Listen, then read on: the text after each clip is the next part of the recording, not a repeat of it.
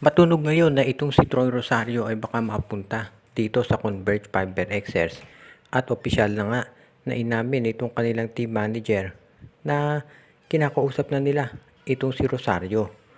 Pero ang tanong ay ito kaya ang magiging final destination niya?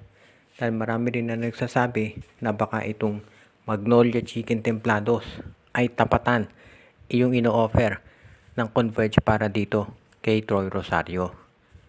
Sa ngayon kasi, ang matunog na mga pangalan na kukuha dito kay Rosario ay itong TNT, Ginebra at ang San Miguel. Pero hindi natin pwedeng alisin yung posibilidad na itong Magnolia ang makakuha dito kay Troy Rosario. Dahil sa ngayon syempre, ang Magnolia ay magre-rebuild na.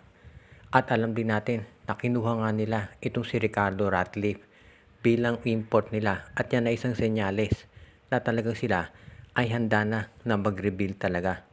So sa ngayon pwede nating masabi talaga na itong Magnolia Chicken Templados ay ready na para gawin ang lahat para dito sa Commissioner's Cup ay sila ang maging isa doon sa mga teams na talagang lalaban para dito sa kampyonato. At alam din natin na itong Magnolia Chicken Templados ay talagang gagawin ang lahat para masiguro na sila ay magiging consistent contender. At ng isa nga dyan sa paraan na yan ay ang pagkuha dito kay Troy Rosario. Dahil syempre, kung makukuha nila itong si Troy Rosario, lalakas yung frontcourt nila at magiging maganda itong katandem nitong si Xavier Lucero. Isang veterano at isang baguhan. Kaya sa tingin ko malaki talaga ang tsansa na itong Magnolia kung ano man ang i-offer nitong Converge ay tatapatan nila. Pagkatapos kasing makipag-meeting ni Rosario dito sa Converge ay susunod naman dito sa SMC. So yan ang aabangan natin. As it is, itong si Troy Rosario alam natin gusto yung makuha ng maraming koponan. Pero kung pag-uusapan natin yung pagiging fit sa sistema, parang bagay siya dito sa Magnolia Chicken Templados. So yan ang aabangan natin. Imagine mo kung meron kang Ricardo Ratcliffe sa center mo, pagkatapos isasama mo pa itong si Troy Rosario bilang power forward. Kaya sa tingin ko magiging malakas itong Magnolia dito sa Commissioner's Cup.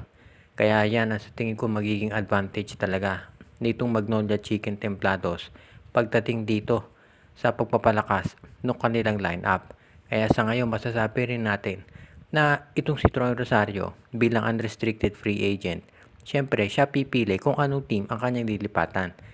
Kung for example, pare-parehas ang offer ng Converge, TNT, Magnolia, San Miguel at Ginebra, sa bandang huli si Troy ang pipili kung saan niya gusto. Pero sa ngayon, masasabi natin na itong si Troy Rosario talaga, sa tingin ko malaki tsansa niya sa Magnolia mapunta dahil bagay siya doon.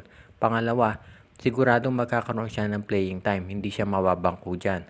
Pangatlo, alam natin na itong si Troy Rosario ay magiging isa doon sa mga players talaga na makikinabang dito sa sistema na paiiralin ni Coach Chito Victolero at bibigyan siya ng malaking role para doon sa kagustuhan nila na manalo ng kampyonato.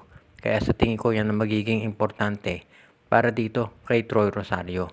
So abangan natin kung ano magiging resulta nito. Ang maliwanag, itong si Troy Rosario, kapag yan napunta sa Magnolia, magiging malaking bagay yan at para silang naka-jackpot dahil sisiguraduhin ng Magnolia na itong si Troy Rosario ay magiging integral part nitong kanilang lineup at magiging isa na sa mga powerhouse teams dito sa PBA ang Magnolia kapag nakuha nga nila at na-sign up itong si Troy Rosario.